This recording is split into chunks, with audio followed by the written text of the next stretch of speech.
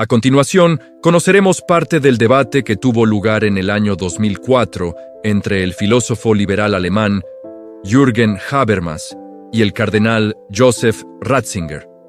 Debate organizado por la Academia Católica de Baviera el 19 de enero de 2004. El tema de ese debate fue las bases morales prepolíticas del Estado liberal. Los dos invitados abrieron la discusión con sendas ponencias. Primero habló Habermas y luego Ratzinger. En este video nos detenemos en el trabajo del cardenal Ratzinger. Este debate fue publicado completo el año 2006 por Ediciones Encuentro en un libro titulado Dialéctica de la secularización. En la aceleración del tiempo de las evoluciones históricas en la que nos encontramos, aparecen, a mi juicio, sobre todo dos factores como elementos característicos de una evolución que antes solo parecía producirse lentamente. Se trata, por un lado, de la formación de una sociedad mundial en la que los poderes particulares políticos, económicos y culturales se ven cada vez más remitidos recíprocamente unos a otros y se tocan y se complementan mutuamente en sus respectivos ámbitos de vida. La otra característica es el desarrollo de posibilidades del hombre, de posibilidades de hacer y de destruir, que más allá de lo que hasta ahora era habitual, plantean la cuestión del control jurídico y ético del poder. Y así se convierte en una cuestión de gran urgencia la de cómo las culturas que se encuentran pueden hallar fundamentos éticos que puedan conducir su convivencia por el camino correcto y permitan construir una forma de domar y ordenar ese poder, de la que puedan responsabilizarse en común. Que el proyecto presentado por Hans Kung de un ethos universal se vea alentado desde tantos lados, demuestra en todo caso que la pregunta está planteada. Y ello es así aunque se acepten las agudas críticas que Robert Speyman ha hecho a ese proyecto, pues a los dos factores antes señalados se añade un tercero. En el proceso de encuentro y compenetración de las culturas se han quebrado, y por cierto bastante profundamente, certezas éticas que hasta ahora se consideraban básicas. La pregunta acerca de qué sea el bien, sobre todo en el contexto dado, y por qué hay que hacer ese bien, aún en perjuicio propio, esta cuestión básica es una cuestión para la que en buena parte se carece de respuesta. Pues bien, a mí me parece evidente que la ciencia, como tal, no puede producir ningún ethos, y que por tanto, una renovada conciencia ética no puede producirse como resultado de debates científicos. Por otra parte, es también indubitable que el cambio fundamental de visión del mundo y visión del hombre que se ha producido como resultado de los crecientes conocimientos científicos está implicado muy esencialmente en la ruptura de viejas certezas morales.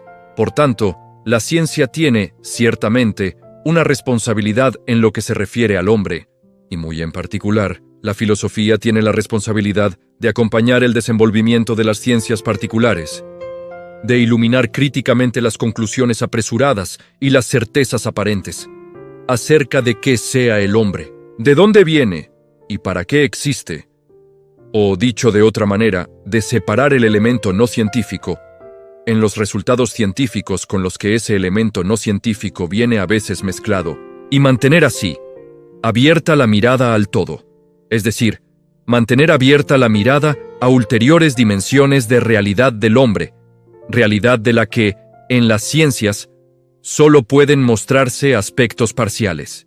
Concretamente, es tarea de la política el poner el poder bajo la medida del derecho y establecer así el orden de un empleo del poder que tenga sentido y sea aceptable. Lo que ha de prevalecer no es el derecho del más fuerte, sino la fuerza del derecho. El poder atenido al orden del derecho y puesto al servicio del derecho es lo contrario de la violencia. Y por violencia entendemos el poder exento de derecho y contrario al derecho. Por tanto, es importante para toda sociedad superar las sospechas bajo las que en este sentido puedan estar el derecho y los órdenes jurídicos, porque sólo así puede desterrarse la arbitrariedad y sólo así puede vivirse la libertad como libertad compartida, tenida en común. La libertad exenta de derecho es anarquía y, por tanto, destrucción de la libertad. La sospecha contra el derecho, la revuelta contra el derecho estallarán siempre que el derecho mismo no aparezca ya como expresión de una justicia que está al servicio de todos, sino como producto de la arbitrariedad, como derecho que se arrogan aquellos que tienen el poder de hacerlo. La tarea de poner el poder bajo la medida del derecho remite, por tanto, a una cuestión ulterior, a la de cómo surge el derecho y cómo tiene que estar hecho el derecho para convertirse en vehículo de la justicia, y no en privilegio de aquellos que tienen el poder de dictar el derecho. Se trata, pues, por una parte, de la cuestión de cómo se ha formado el derecho, pero por otra parte, se trata también de la cuestión de su propia medida interna. El problema de que el derecho no debe ser instrumento de poder de unos pocos, sino que tiene que ser expresión de un interés común. Este problema parece haber quedado resuelto, al menos por de pronto, con el instrumento que representa la formación democrática de la voluntad, porque en esa formación democrática de la voluntad, todos cooperan en la producción de ese derecho. Y por tanto, ese derecho es un derecho de todos, y puede y debe ser respetado por todos como tal. Y efectivamente, es la garantía de una cooperación común en la producción y configuración del derecho y en la administración justa del poder. Es esa garantía, la razón más básica que habla a favor de la democracia como la forma más adecuada de orden político. Sin embargo, queda, a mi juicio, todavía una cuestión. Como difícilmente puede haber unanimidad entre los hombres a la formación democrática de la voluntad, solo le queda como instrumento imprescindible la delegación por un lado y por otro la decisión mayoritaria, exigiéndose mayorías de distinto tipo según sea la importancia de la cuestión de que se trate. Pero también las mayorías pueden ser ciegas y pueden ser injustas. La historia lo demuestra de forma más que clara. Y cuando una mayoría, por grande que sea, reprime a una minoría, por ejemplo a una minoría religiosa, a una minoría racial, mediante leyes opresivas, ¿puede seguirse hablando de justicia? ¿Puede seguirse hablando de derecho? Por tanto, el principio de la mayoría deja todavía abierta la cuestión acerca de los fundamentos éticos del derecho. La cuestión de si no hay lo que nunca puede ser derecho, es decir, de si no hay lo que siempre será en sí una injusticia, o a la inversa, de si no hay también lo que por su esencia ha de ser inamoviblemente derecho, algo que precede a toda decisión mayoritaria y que tiene que ser respetado por ella.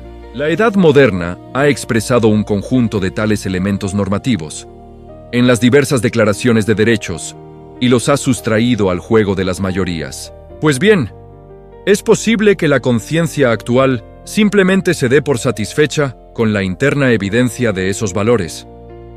Aunque la verdad es que tal autolimitación del preguntar tiene también un carácter filosófico. Hay, pues, valores que se sostienen por sí solos, que se siguen de la esencia del ser humano, y que, por tanto, resultan intangibles para todos cuantos tienen esa esencia. Sobre el alcance de esta manera de ver las cosas, habremos de volver todavía más tarde.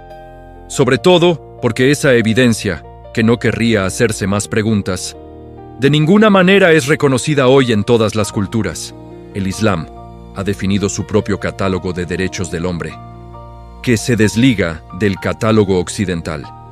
China viene hoy determinada, ciertamente, por una forma de cultura surgida en Occidente, por el marxismo, pero, si no estoy mal informado, en China se plantea la cuestión de si los derechos del hombre no son más que un invento típicamente occidental, al que habría que investigarle la trastienda. Cuando se trata de la relación entre poder y derecho, y de las fuentes del derecho, hay que examinar también, más detenidamente, el fenómeno del poder. No voy a tratar de definir la esencia del poder como tal, sino que voy a bosquejar los desafíos que resultan de las nuevas formas de poder que se han desarrollado en el último medio siglo. En el período inmediatamente posterior a la Segunda Guerra Mundial, era dominante el terror, ante el nuevo medio de destrucción que el hombre había adquirido con el invento de la bomba atómica. El hombre se vio de pronto en situación de poder destruirse a sí mismo y de poder destruir la tierra. Y entonces hubo que preguntarse, ¿qué mecanismos políticos son menester para excluir tal destrucción? ¿Podemos encontrar tales mecanismos y hacerlos efectivos? ¿Pueden movilizarse fuerzas éticas que contribuyan a dar configuración a tales mecanismos políticos y a prestarles eficacia?